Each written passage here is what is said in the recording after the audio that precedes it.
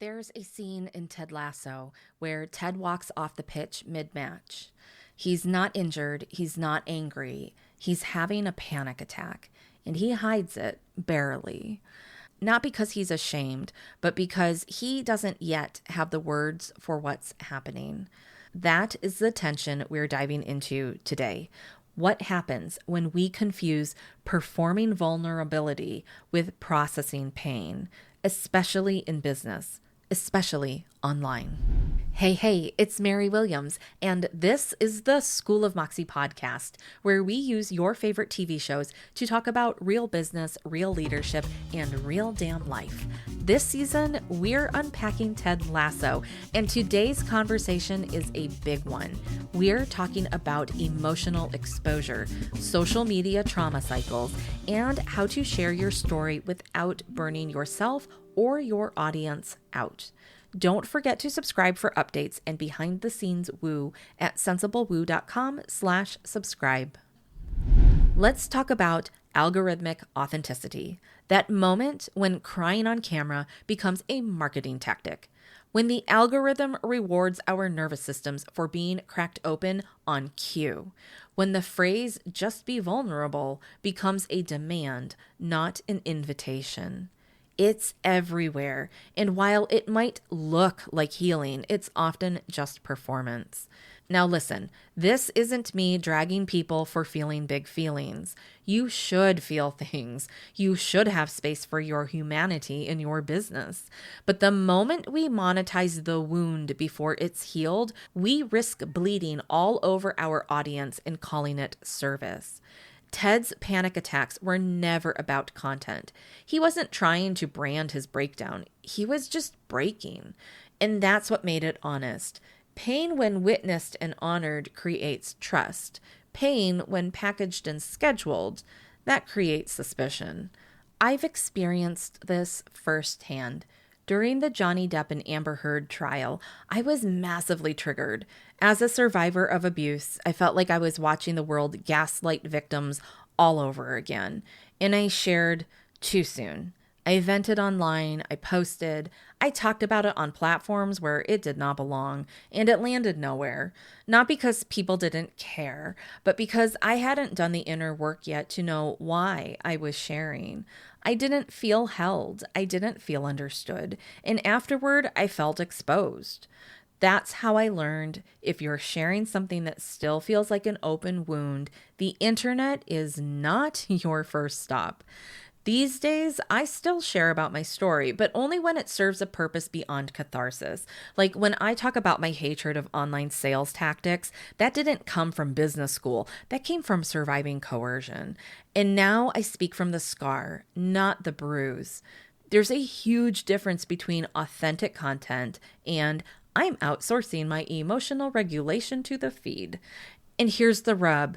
As a coach, I became the emotional support system for a lot of clients who hadn't realized they were projecting their unprocessed trauma into their business model.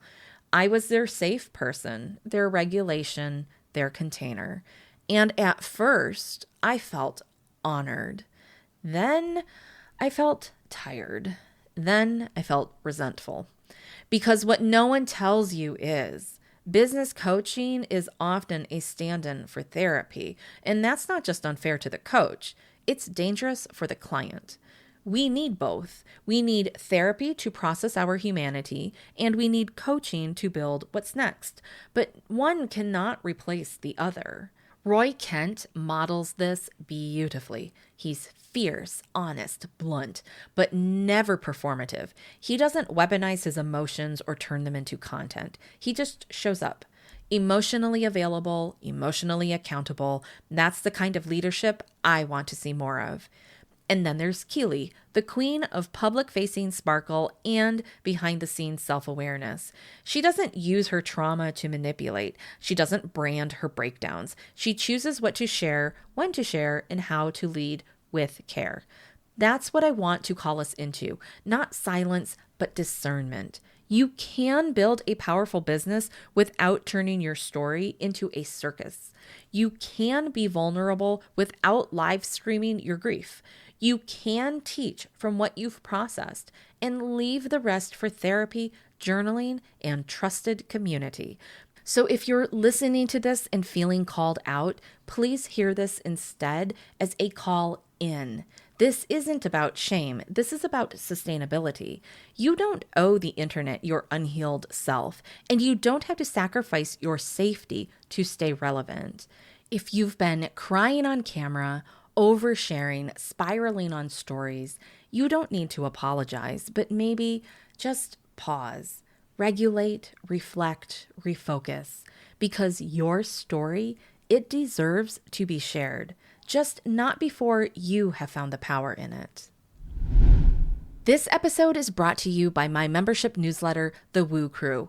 But before you commit to another subscription, did you know you can get a free reading every Saturday delivered right to your inbox? Yep, it's totally free and designed just for entrepreneurs. Head over to sensiblewoo.com/subscribe to sign up. You'll get a weekly tarot reading to help you make aligned business decisions, plus a peek at whether I am the right reader for you.